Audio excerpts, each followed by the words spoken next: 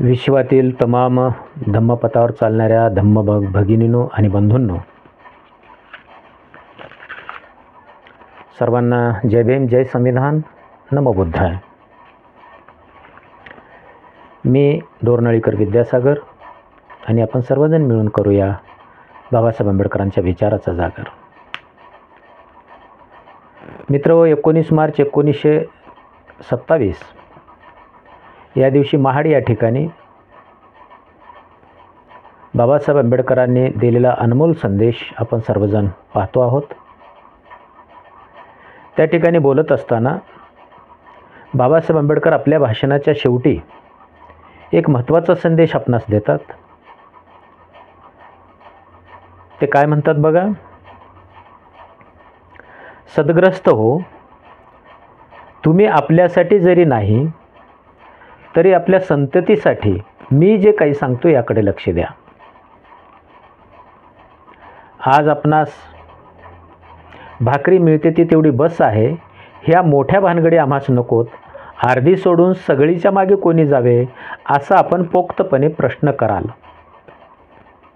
पण मी आपणास असा इशारा देतो की मी सांगतो त्या दिशेने तुम्ही प्रयत्न केला नाही तर आज जी चतकोर भाकरी मिळत आहे ती उद्या मिळणार देखील नाही.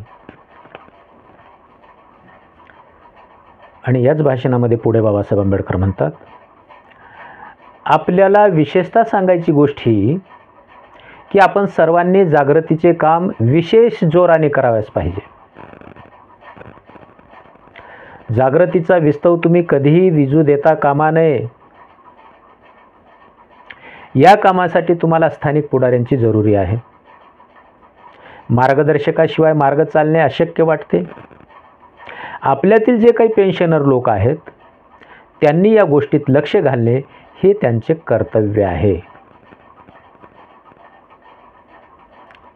बघा, हा महत्त्वाचा संदेश आपण सर्वांनी, विशेषतः पेन्शनर लोकांनी समजून घेतला पाहिजे.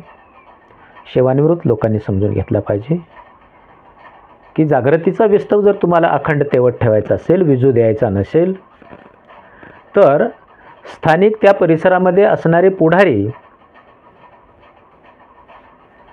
ते काम केले पाहिजेत आणि त्यांनी मार्ग दाखवण्याचं काम केलं पाहिजे. आणि म्हणून आपल्यातील जे काही सेवानिवृत्त लोक आहेत त्या भागामध्ये त्यांनी या गोष्टीमध्ये लक्ष घातलं पाहिजे. हे त्यांचं कर्तव्य आहे असं बाबासाहेब आंबेडकर सांगतात. तर आपण सर्वजण, विशेषतः सेवानिवृत्त बांधवांनी, भगिनींनी हा विचार समजून घ्यावा आणि हा जागृतीचा विस्तव तेवत ठेवण्याचं काम करावं एवढी मी या ठिकाणी विनंती करतो. हा विचार जर आपणाला आवडला असेल तर जास्तीत जास्त सबस्क्राईब करा, शेअर करा आणि लाईक करा अशी विनंती करतो. थांबतो. जय भीम, जय संविधान, नमो बुद्धाय.